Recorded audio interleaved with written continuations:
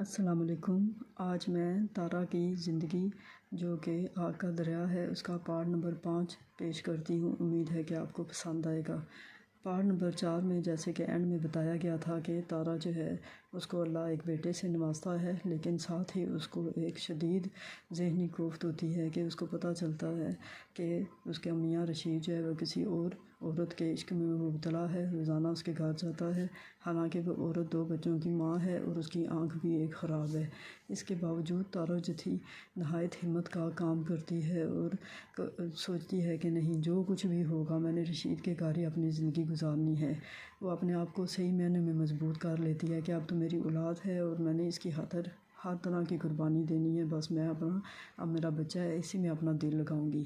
جب تارا کے والدین کو پتہ چلتا ہے اس بات کے بارے میں کہ رشید کسی کے ساتھ چکر ہے اور وہ کسی اور کے عشق میں مبتلا ہے، تو وہ تارا کے پاس آتے ہیں اور تارا کو سمجھاتے ہیں کہ تم جو ہے ہمارے ساتھ چلو اور ہمارے گھر رہو، کیونکہ اب تو ظلم و ستم کی انتہا ہو گئی ہے اور یہ تو کوئی بھی بات عورت برداشت نہیں کرتی کہ اس کا شوہر کسی اور کے چکر میں ہو۔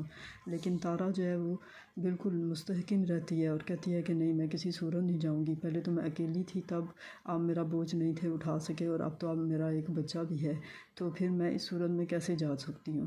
بہرحال وہ بہت مضبوط ہو جاتی ہے، وہ کہتی ہے نہیں، اب اولاد ہی میرا سہارا ہے، میں اسی کے سہارے اپنی زندگی گزاروں گی۔ اس کے والدین نہایت مایوس ہو کر واپس چلے جاتے ہیں، لیکن اس بات کا اثر تارا کا والد اپنے دل پر بہت زیادہ لے لیتا ہے اور پھر چند دن بعد ہی اس کی موت ہو جاتی ہے۔ یہ ایک اور شدید صدمہ تارا کے دل پر گزرتا ہے۔ تارا ملنے کے لیے جاتی ہے اور خوب روتی پیٹتی ہے اور بہت آہوازاری کرتی ہے۔ اس کی ماں کہتی ہے کہ بس تمہارے باپ نے تمہارا دکھ اپنے دل پر لے لیا ہے، جس کی وجہ سے وہ زندہ نہیں رہا۔ تارا اس کو کہتی ہے کہ میں نے تو کبھی ایسا نہیں سوچا، میں تو یہی سوچتی ہوں کہ یہ میری زندگی تھی، اللہ تعالیٰ نے میرا نصیب اسی طرح لکھا تھا، اور اسی بات سے میں اپنے آپ کو دل میں تسلی دے لیتی ہوں۔ پھر تارا کی ماں اب اکیلی رہ جاتی ہے۔ اب یہ کہ بھئی اس کا کیا بنے گا۔ نازو جو تھی تارا کی بڑی بہن، اس کی شادی بہت امیر آدمی کے ساتھ ہوتی ہے۔ پھر یہی سوچا جاتا ہے کہ تارا جو ہے اس کی ماں اب نازو کے ساتھ رہے گی۔ نازو جو تھی وہ اپنی ماں کو اپنے ساتھ لے جاتی ہے اور اسے ایک کمرہ دے دیتی ہے جہاں پہ اس کو رکھا دیتی ہے کہ وہ وہاں رہے۔ تارا جو تھی واپس گھر آ جاتی ہے اور بس اس کے بعد ظاہر ہے باپ تھا اس کا شدید صدمہ اس کو ہوتا ہے کہ اچانک سے میرا باپ فوت ہو گیا ہے، لیکن پھر بھی ہر صورت میں وہ یہی سمجھتی ہے کہ میں اب اپنے ادھر رشید کے گھر ہی رہوں گی، میرا میاں جیسا بھی ہے، بوڑھا ہے، ظالم ہے، جو بھی ہے، لیکن میں ادھر ہی رہوں گی۔ لیکن آگے کے حالات کا تارا کو بالکل بھی پتہ نہیں ہوتا کہ کیا ہوگا اور کیا نہیں ہوگا۔ اسی صورت میں تارا کو اللہ تعالیٰ 3 بیٹوں سے نوازتا ہے۔ اس کے بعد 2 بیٹے اور پیدا ہوتے ہیں اور پھر اس کے بعد ایک اللہ تعالیٰ بیٹی سے بھی نوازتا ہے۔ اس طرح اب تارا کے 4 بچے ہو جاتے ہیں اور ہر وقت تارا انہی میں مصروف رہتی ہے، بس انہی کے کام کرتی ہے اور انہی کو دیکھ بھال کرتی ہے۔ رشید کو اس بات سے بالکل غرض نہیں ہوتی اور نہ ہی اس کو پرواہ ہوتی ہے کہ میرے بچے ہیں، نہ ان سے پیار کرتا ہے، نہ ان کی دیکھ بھال کرتا ہے۔ بس بڑی انوکھی اور عجیب طریقے سے تارا کی زندگی گزر رہی ہوتی ہے، لیکن اب وہ رشید کے بارے میں سوچنا بالکل چھوڑ دیتی ہے کہ وہ کیا کرتا ہے یا کیا نہیں کرتا۔ لیکن اگلی ستموں کا ابھی تارا کو بالکل پتہ نہیں ہوتا کہ قدرت اس کے ساتھ ایک اور گھناؤنا کھیل کھیلنے والی ہے جو کہ اس کے علم میں بھی نہیں۔ انہی دنوں اس کے تارا کے گھر کے ساتھ رشید کی خالہ کا گھر ہوتا ہے، جو کہ اس کا اوپر کا کمرہ جو تھا وہ کرائے پہ چڑھا دیتی ہے اور وہاں پر ایک بہت ہی زیادہ خوبصورت لڑکا جو ہے وہ آ کر رہنا شروع کر دیتا ہے، وہ کرائے پہ لیتا ہے۔ ایک دن وہ اوپر سے جب جھانک رہا ہوتا ہے وہ تارا کو دیکھ لیتا ہے۔ لڑکا بھی بہت خوبصورت ہوتا ہے، اتنا خوبصورت کہ اگر کوئی آنکھ ٹھہرے تو ٹھہر نہ سکے اس پر، ایک دفعہ پڑ جائے تو بہت زیادہ خوبصورت ہوتا ہے۔ اسی طرح جب وہ تارا کو دیکھتا ہے تو وہ دیکھتا ہی رہ جاتا ہے کہ اتنی خوبصورت لڑکی، اور جب اسے معلوم ہوتا ہے کہ اس کے یہ بچے ہیں، اور جب اس کے میاں کو دیکھتا ہے تو وہ ہکا بکا رہ جاتا ہے کہ یہ اس کا میاں ہے، بہت حیران پریشان ہوتا ہے۔ پہلے تو اس کو اس لڑکی پر رحم آتا ہے، ترس آتا ہے، لیکن آہستہ آہستہ وہ اس کی طرف غالب ہونا شروع ہو جاتا ہے۔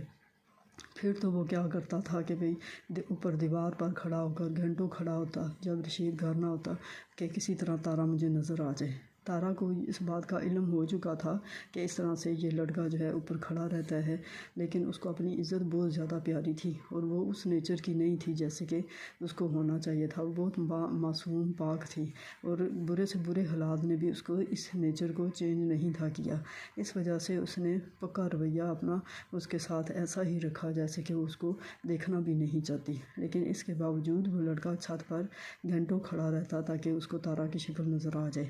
اب اس بات کو رشید کی خالہ نے بہت تیزی سے محسوس کیا اور پھر اس نے آ کر رشید کے کان بھرنے شروع کر دیے کہ اس طرح سے تارا جو ہے وہ میرے کرایہ دار لڑکا جو ہے اس کے ساتھ اس کا چکر ہے۔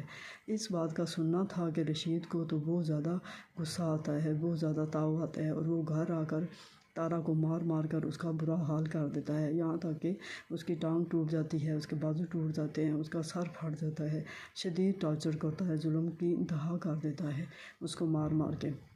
اور پھر بس اسی پر بس نہیں کرتا، وہ اس کو فوراً سے طلاق دے دیتا ہے اور 3 لفظ طلاق کے کہہ کے اس کو کہتا ہے کہ نکل جاؤ یہاں سے۔ اب تارا کی تو ایسی حالت تھی کہ وہ کسی صورت پہ اٹھ بھی نہیں سک رہی تھی، لہو لہان ہو چکی تھی۔ سارے محلے والے اکٹھے ہو جاتے ہیں، اس کو چھڑاتے ہیں، اس کو باز کرواتے ہیں اور پھر اتنی بری اس کی حالت ہوتی ہے تارا کی کہ وہ اٹھ کے بیٹھنے کے بھی قابل نہیں ہوتی کیونکہ اس کی ٹانگیں بازو ٹوٹ چکی ہوتی ہیں۔